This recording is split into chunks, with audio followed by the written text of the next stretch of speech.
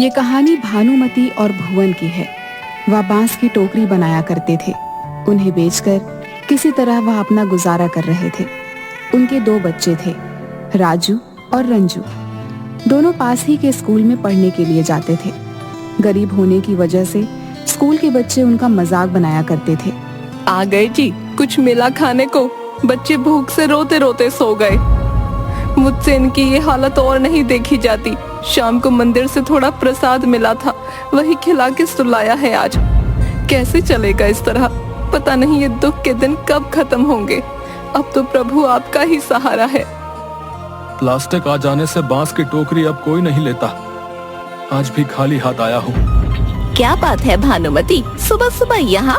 एक तो रात भर तुम्हारे बच्चे रोते रहते हैं और सुबह तुम दरवाजा पीटने लगती हो। क्या इरादा है? क्यों शांति से नहीं रहने दे रहे हो? वो बच्चे कल से भूखे हैं, इसलिए रो रहे हैं। कुछ आटा है तो दे दो ना बहन, घर में आते ही लौटा दूंगी। देखो भानुमति, तुम लोग किसी और के घर जाकर भीख मांगो। उसमें तुम्हारे बच्चे जब भीख मांगेंगे तो कुछ ना कुछ मिल ही जाएगा।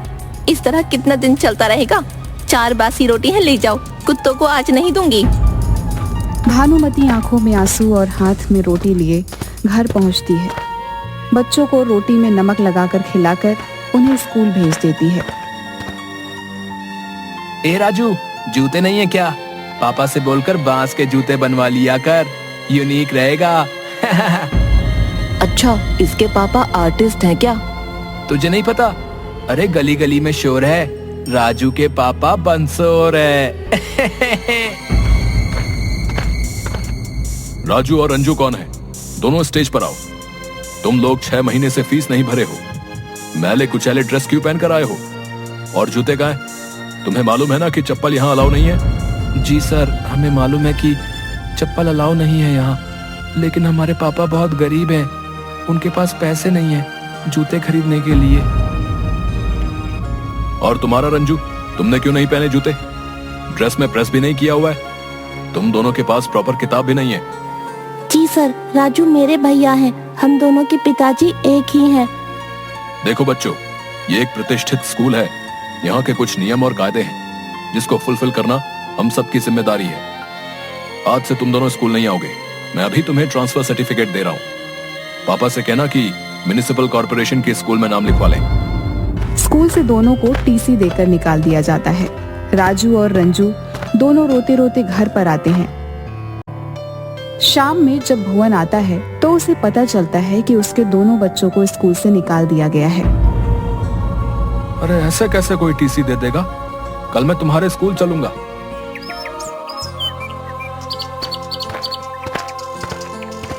नमस्ते सर। हाँ बोलिए। सर, मैं राजू और रंजू का पिताजी हूँ। सर, पैसे की कुछ तंगी है, इंतजाम होते ही दे दूंगा। अच्छा, तो तुम ही राजू और रंजू के पिताजी हो। आज तक कभी भी तुम्हारी फीस टाइम पर स्कूल को नहीं मिली। तुम्हारे बच्चे का पहनावा जोकर जैसा है। पैर में चप्पल, जूता कभी नहीं पहन के आए। फटे पुराने बिना प्रेस किए हुए कपड़े, ऐसा हमारे स्कूल में नहीं चलता।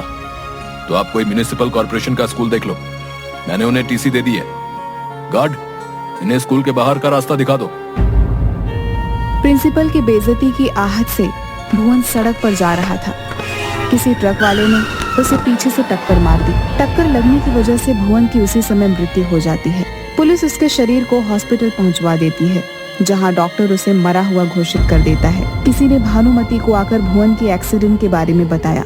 वह अपने बच्चों के साथ दौड़ती हुई हॉस्पिटल पहुंचती है, जहां भुवन को मरा हुआ देखकर भानुमति जोर जोर से रोने लगती है। भुवन के जाने के बाद उनकी स्थिति बद से बदतर हो गई। भानुमति, आज भुवन को मरे 3 महीने हो गए। अब तो हम तुम्हें नहीं रख सकते। कुछ दिन की और मोहलत दे दीजिए। क्या होगा?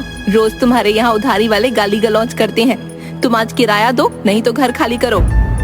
आखिर में भानुमति बच्चों के साथ नानी के घर जाने का फैसला करती है।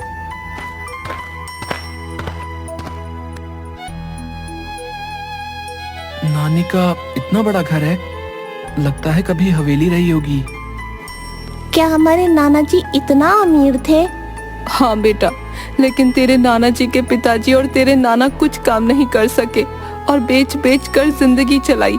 दोनों के जाने के बाद नानी यहाँ रहती थी, लेकिन उनकी मृत्यु के बाद तो अब ये सिर्फ खंडहर हवेली ही हमारे पास है। दिवाली आ रही है, इस बार हम नाना जी की इस हवेली को साफ सफाई कर दीप जलाएंगे। ठीक है बेटा, इतनी बड़ी हवेली को साफ करने में 1 सप्ताह से कम समय नहीं लगेगा। ठीक है माँ, मैं आज से ही काम शुरू कर देता हूँ। राजू को साफ करते करते तीसरे दिन हवेली में एक कमरा मिलता है जिसमें ताला लगा हुआ था। राजू आकर अपनी माँ से पूछता है, माँ, वो बंद कमरा जो पीछे है, उसकी चाबी कहाँ है? पता नहीं बेटा, वो कमरा मैंने आज तक खुलते हुए नहीं देखा। उनके बाद इस कमरे को किसी ने नहीं खोला है। तेरी नानी ही रखती थी चाबी।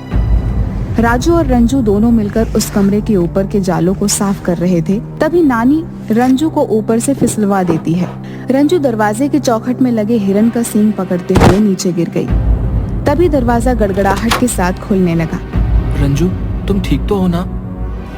हाँ भैया, मैं बिल्कुल ठीक हूँ। अरे, ये दरवाजा तो अपने आप खुल रहा है। अरे हाँ, सही कहा तूने। आओ चलकर अंदर देखते हैं। रंजू, तुम दौड़कर टॉर्च ले आओ, अंदर बहुत अंधेरा है। ठीक है भैया, मैं अभी लाई।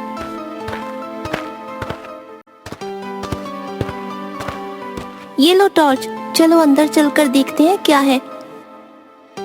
भैया, बहुत अंधेरा है, मुझे तो डर लग रहा है, कोई भूत प्रेत ना हो। जितना जल्दी हो यहाँ से चलो। अरे क्यों डर रही है? और मुझे भी डरा रही है। चुपचाप मेरे पीछे चलती आओ। भैया, क्या है? तूने तो मुझे डरा ही दिया। वो देखो सामने क्या है। माँ जल्दी आओ। बाप रे, कितना सारा खजाना, अब तो हमारी बल्ले बल्ले हो जाएगी।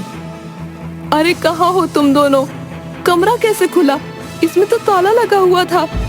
माँ, कमरे में आओ, मैं टॉर्च दिखा रहा हूँ। देखो इस कमरे के अंदर हमें क्या मिला है। शायद एक खजाना हमारे पुरखों ने जमा किया हो, ताकि हम लोगों का जब ऐसा दिन आए तो ये खजाना हमारे काम आए।